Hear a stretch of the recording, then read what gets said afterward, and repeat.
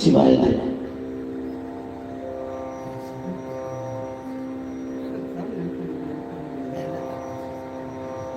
வச்சுட்டோம்.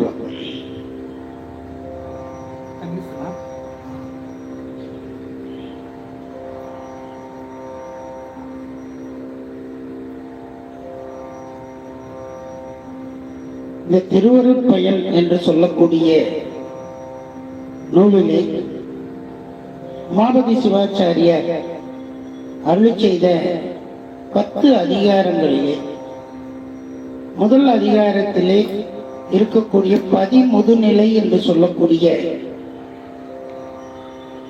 அந்த இறைவனுடைய தன்மைகளை பற்றி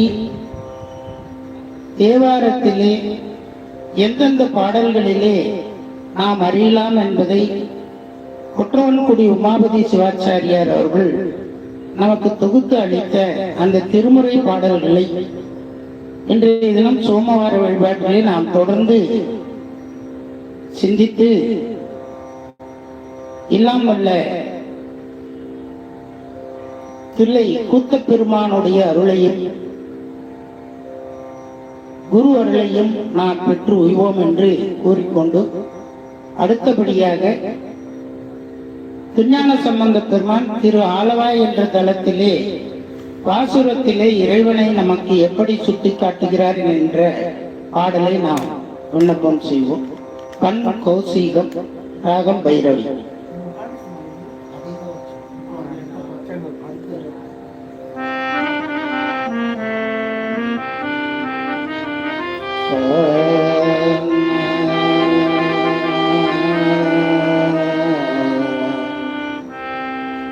வெந்த சாம்பல்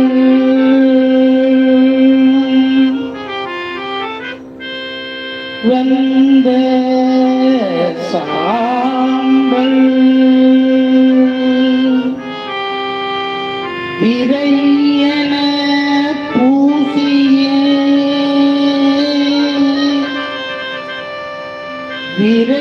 விரையன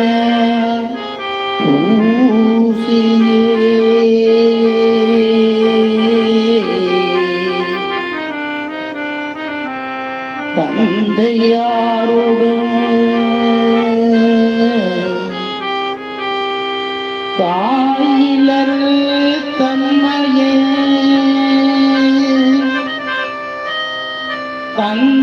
தந்தையாரோடு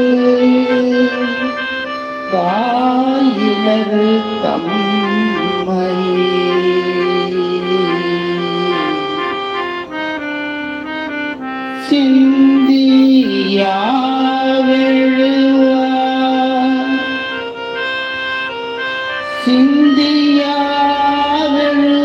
சிந்தியாவெழுவார் வினை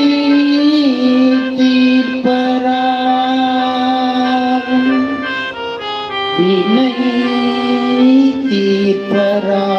தீர்ப்பரார்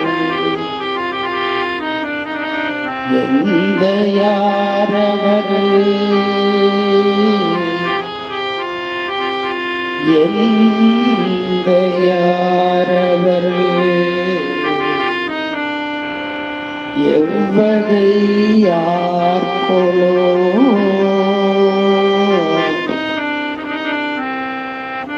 எவ்வகை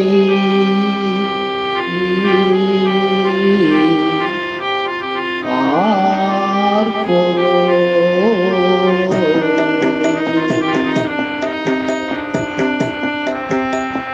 வெந்த சாம்பல்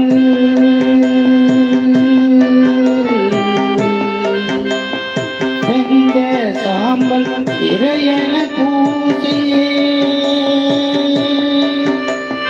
வெந்த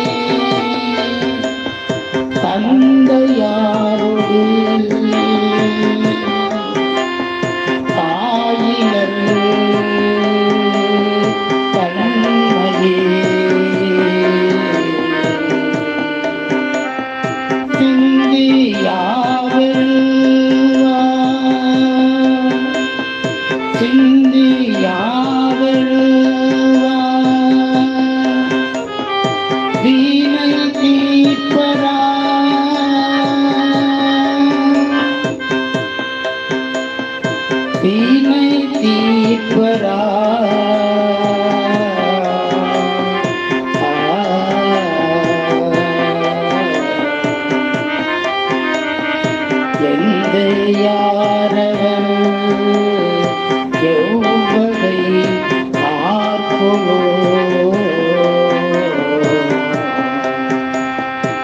எந்த யாரவன் எவ்வகை ஆர்கொலோ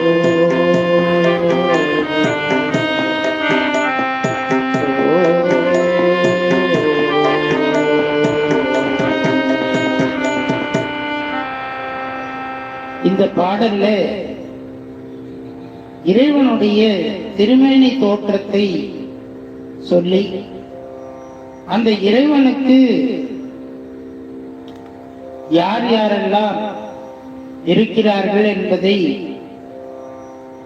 திருஞான சம்பந்த பெருமான் இந்த பாடலிலே மிக அழகாக நமக்கு சொல்லி காட்டுகிறார். ஒரு இறைவன் நாம் தெரிந்து கொள்ள வேண்டும் என்று சொன்னால் அந்த இறைவன் எந்த சாம்பலை வாசனை பொடியாக பூசிக்கொள்பவர் இறைவன். எந்த சாம்பல்னா யாரு அப்படின்னா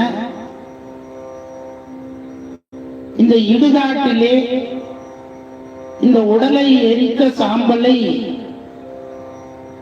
விரையென பூசியே என்று பாடுகிறார்.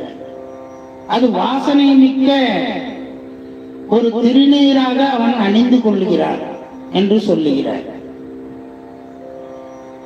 அப்படிப்பட்ட இறைவன் ஆதியும் அந்தமும் இல்லாதவன். அவனுக்கு தந்தையும் கிடையாது, தாயும் கிடையாது. அப்படி ஆதியும் அந்தமும் இல்லாத இறைவன் எந்த சாம்பலை வாசனை பொடியாக பூசிய இறைவன் நமக்கு என்ன செய்கிறார் என்று சொன்னால், அவரை இடையறாது சிந்திப்பவர்களுக்கு இந்த பிறவியாகிய வினையிலிருந்து துன்பத்தை நீக்கி அவருக்கு வீடு பேரை தரக்கூடிய இறைவன். அத்தகைய தந்தையாக இருக்கக்கூடிய அவனுக்கு தாயும் இல்லை, தந்தையும் இல்லை. ஆனா இந்த உயிர்களுக்கெல்லாம் தாயும் தந்தையும் அவன்தான். ஆனால் அந்த தந்தையாரான அவனுடைய பண்புகளை எல்லாம் யார் கூற இயலும் என்று ஒரு வினாவினை இங்கே எழுப்பி அந்த இறைவன் நமக்கு செய்யக்கூடிய கருணையினை நமக்கு சுட்டி காட்டுகிறார். மீண்டும்